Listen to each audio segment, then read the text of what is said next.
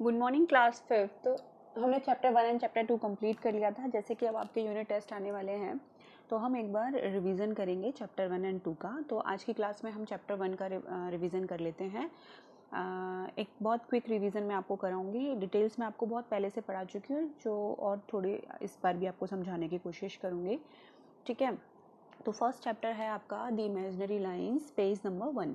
Okay, so हमने पढ़ा था कि जो हमारी इंडिया है, जो हमारी अर्थ है, उसका सरफेस जो है वो काफ़ी सारी चीज़ों से मिलकर बना हुआ है। The earth surface is made up of large and masses known as continents, जिसमें कि लाइक कॉन्टिनेंट्स हैं, वाटर बॉडीज़ हैं and ocean seas and a large number of small islands. तो ये सब से मिलकर बना हुआ है। तो जो the geographer created the globe of the purpose of locating places on the earth. तो अर्थ को समझने के लिए जितने भी जियोग्राफर्स हैं उन्होंने क्या किया, उन्होंने एक ग्लोब बनाया like earth, look like a earth. तो उस पर लोकेट किया प्लेसेस को with the help of longitude, latitude and grid system. और फिर जिससे कि हमें कहीं देखना होता है कि कौन सा नेशन कहाँ पे है, कौन सी कंट्री किधर है, उसकी क्या लोकेशन है, तो वो सब हम ग्लोब पे देख पाते हैं। हालांकि बहुत बड़ी बड़ी जगह हैं, तो ग्लोब को फॉर पर्पस क्या था और ग्लोब को बनाने का कि locating places on the earth. Some imaginary lines are drawn horizontally and vertically lines are drawn on the globe. So the vertical lines are called longitudes and the horizontal lines are called latitudes. तो सबसे पहले हम latitudes के बारे में पढ़ेंगे. Latitudes are imaginary circle running from east to west on a globe. तो ये याद रखना है, जो latitudes होती हैं वो imaginary circle होते हैं और वो कहाँ से जाते हैं, east to west on a globe. One such imaginary line of latitude is the equator. जो main इमेजिनरी लाइन होती है वो इक्वेटर होती है. It divides the earth into 2 equal halves, और ये अर्थ को 2 पार्ट्स में डिवाइड करती है, known as hemisphere, northern hemisphere and southern hemisphere. Clear है. Latitude are also called parallels of latitude. इसका दूसरा नाम क्या है, parallels of latitude, because they parallel to each other and to the equator. जो इक्वेटर के ऑलवेज पैरेलल चलते हैं, नेवर इंसेक्ट ईच अदर. जितनी भी लैटिट्यूड लाइंस होती हैं वो कभी भी एक दूसरे को कट नहीं करती हैं. They are never intersect each other. That's why we are called parallels of latitude in these lines. So these lines are also called parallels of latitude. Okay, then latitudes are measured with the unit degree. Latitudes को unit degree से major किया गया है, हमने पढ़ा था. The equator is the 0 degree latitude. Equator कौन सा होता है, 0 डिग्री लैटिट्यूड पे होता है. And poles are 90 degree north and 90 degree south. देखिए, poles are 90 degree north and 90 degree south of the equator. The parallels in the northern hemisphere are labeled 10 degree and अब जैसे 0 है तो 0 से जितनी भी ऊपर की तरफ जाएंगी वो सब 10 degree and 20, 30, 40, 50, 60, 70, 80 and so on. और नीचे की तरफ आएंगी तो 10 degree south, 20 degree south, 30, 40, 50 degree south and later on. There are 181 latitudes in all. कितनी latitudes हैं, 181. ओके, कितनी है टोटल, 181. ये लर्न करना है. And equator eight 0 degree, 90 latitudes from 1 degree to 90 degree in the northern hemisphere. 90 तो ऊपर की तरफ है, 1 डिग्री टू 90 डिग्री, एंड 90 जो है वो नीचे की तरफ है, 1 डिग्री टू 90 डिग्री, और बीच में क्या है, 0 डिग्री. तो कितना हुआ, 90 प्लस 90 180 एंड 0 डिग्री जो इक्वेटर है उसको मिला के 181 हो गया आपके. ठीक है, कितना हुआ, 90 तो ऊपर है लाइंस, 90 नीचे हैं और 1 इक्वेटर है. तो 90 प्लस 90 प्लस 1 इक्वल्स टू 181. अब है इंपॉर्टेंट पैरेलल्स ऑफ लैटिट्यूड्स कौन कौन से होते हैं. ये तो थी कि जितनी पैरेलल लाइन होती है उन्हें हम कैसे शो करते हैं. अब इंपॉर्टेंट पैरेलल लाइंस कौन सी हैं.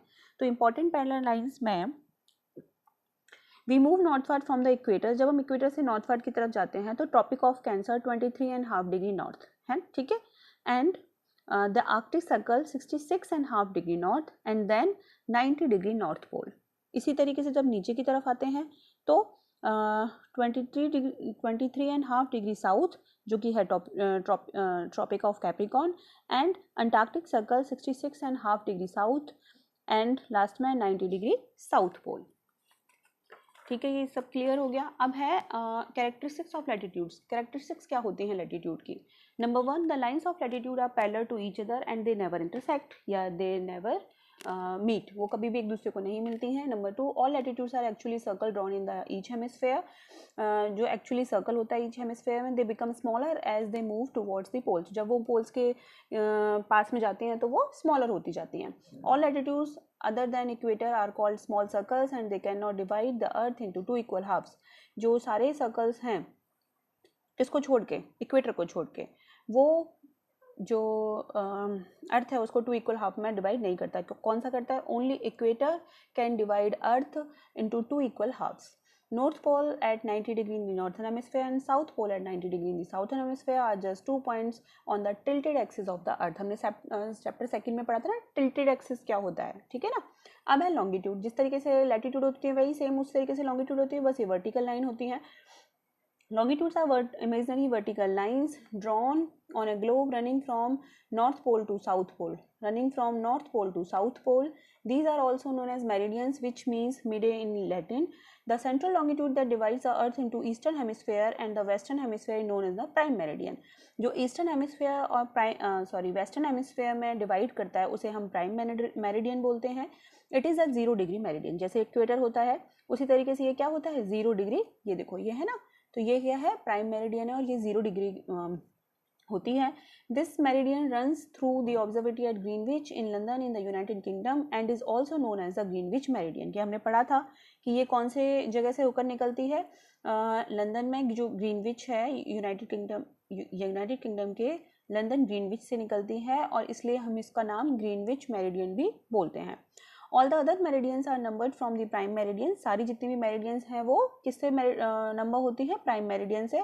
They are 180 degree meridian, 180 meridians to its east and they are marked as 1 degree E. जैसे हमने नॉर्थ एंड साउथ को एन और एस से दिखाया था, इसी तरीके से ईस्ट को हमने ई से और वेस्ट को हमने डब्ल्यू से शो किया है।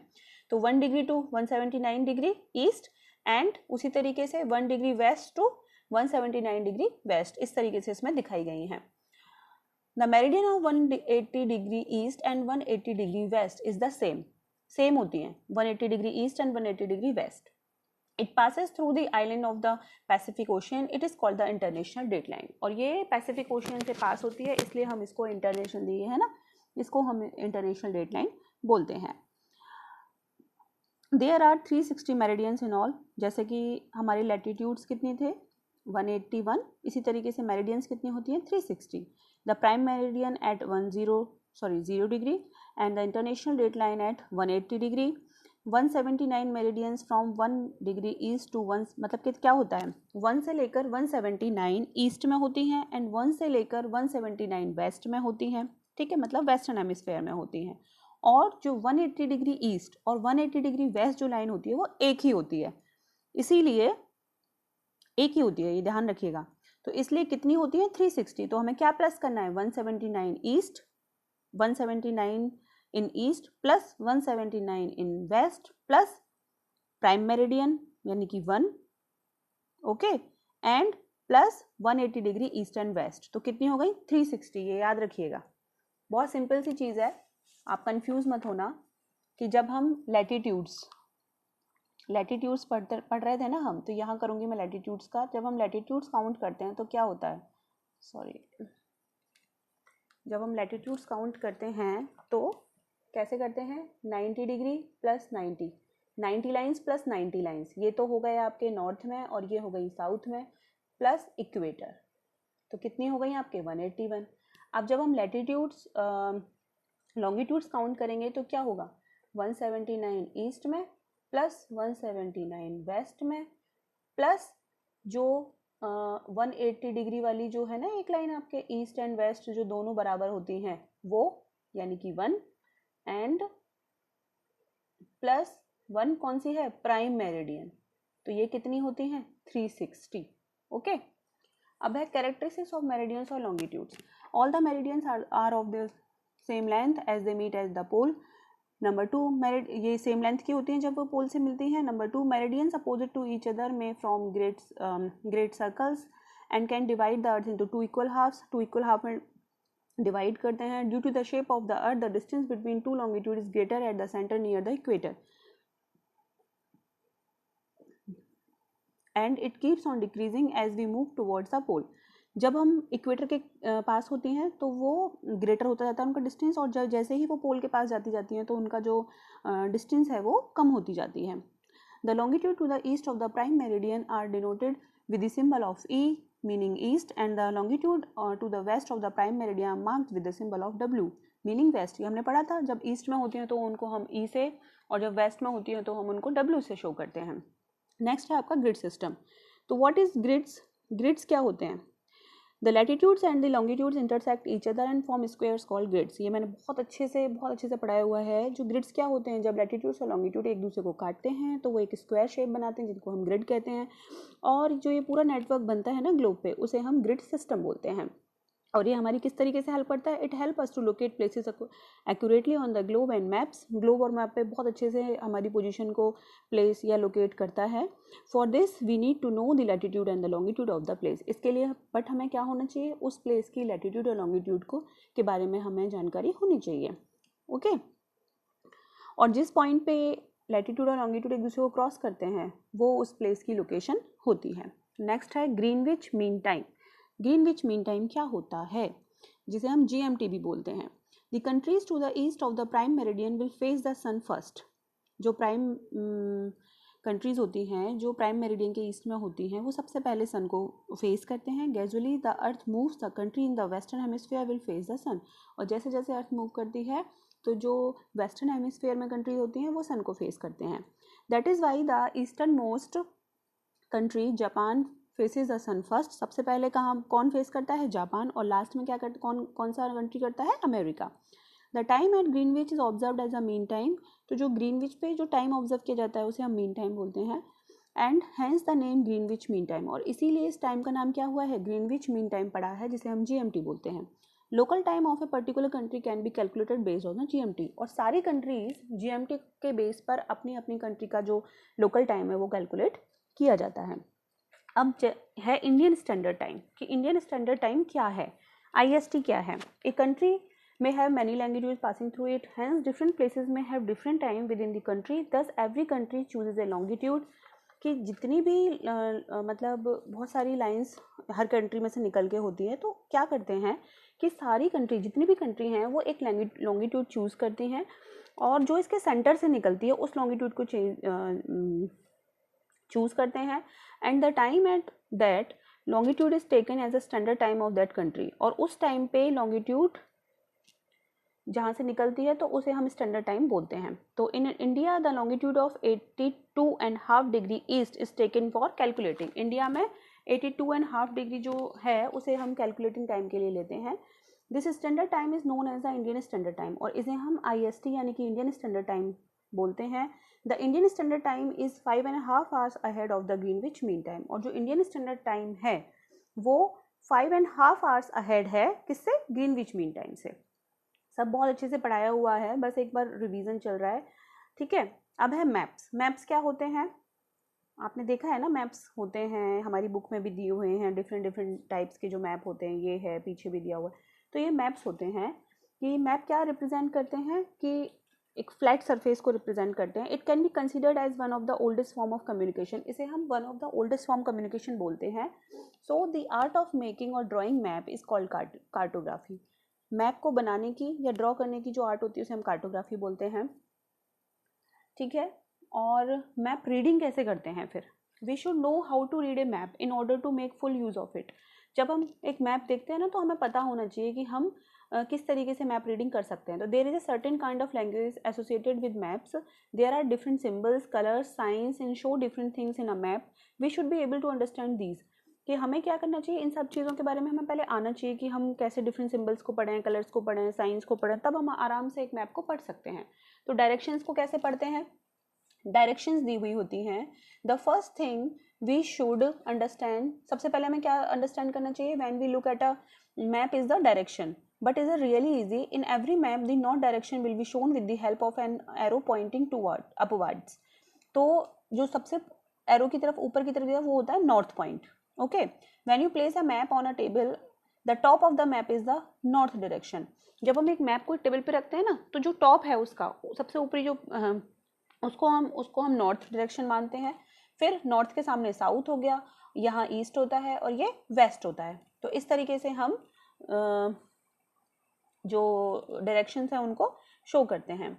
और इनके जो बीच बीच में होता है ना, उनको हम जो मिडिल जो हमारी डायरेक्शन है, जैसे कि नॉर्थ और ईस्ट के बीच में है, तो क्या हो जाएगा वो north east, north west, south west and south east. इस तरीके से इनके बीच में, दोनों के बीच में जो होता है उनको हम इस तरीके से रीड कर सकते हैं। अब है स्केल। स्केल कैसे लेते हैं? तो देखो एक्चुअल साइज तो बहुत बड़ा होता है मैप, पर हम क्या करते हैं एक बेसिक एक लेकर चलते हैं। लाइक अगर 500 किलोमीटर है, सॉरी अगर 5000 किलोमीटर है, तो हम उसको मान के चलते हैं कि जैसे 5 सेंटीमीटर, जैसे 5 सेंटीमीटर इक्वल्स टू 500 किलोमीटर। तो अब 1000 किलोमीटर कितना हो गया? 10 सेंटीमीटर। तो इस तरीके से हम मान लेते हैं कि स्केल मानकर चलते हैं, और उसको हम एक मैप में लिखते भी हैं।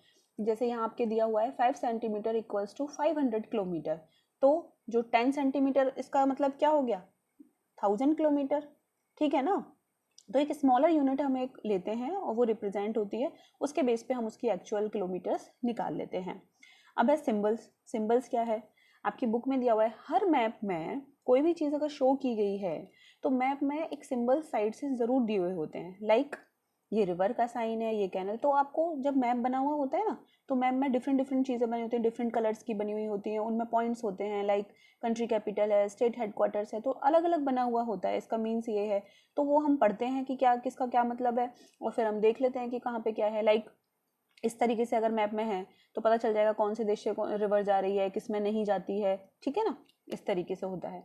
फिर है कलर्स। जैसे कि हमने सिंबल्स पढ़े, स्केल पढ़े, डायरेक्शन, तो कलर्स भी एक बहुत इंपॉर्टेंट रोल प्ले करते हैं मैप रीडिंग में। तो blue colour always for rivers, dark green forest के लिए होता है, brown mountains, hills and desert etcetera के लिए होता है, येलो प्लेन्स के लिए आता है, लाइट ग्रीन प्लेन्स के लिए होता है, एंड रेड भी प्लेट्यूज के लिए होता है। तो इस तरीके से डिफरेंट कलर्स जो दिए हुए होते हैं, तो उनसे भी हम पता लगा सकते हैं कि वहाँ पे क्या क्या चीज़ें हैं, कौन कौन से फिजिकल फीचर्स हैं। तो ये आपका चैप्टर 1 आज ख़त्म हो गया है। बहुत बड़ा चैप्टर है, आपके कुछ चैप्टर्स बहुत ज़्यादा लेंथी हैं, तो स्टार्ट में इसलिए हमारी थोड़ी सी स्पीड भी स्लो है। एक क्विक रिवीजन मैंने फर्स्ट चैप्टर के दिया है, नेक्स्ट क्लास में हम सेकंड चैप्टर का रिवीजन करेंगे, ठीक है। तब तक सारे बच्चे अच्छे से थ्रू आउट दी क्लास जितने भी मैंने क्वेश्चंस करने के लिए दिए थे, और जितने क्वेश्चंस आपकी बुक में दिए हुए हैं जो मैंने कराए हैं, बहुत अच्छे से लर्न करना, स्पेलिंग्स का बहुत अच्छे से ध्यान रखना, और बहुत अच्छे से मन लगा के अपना टेस्ट करना।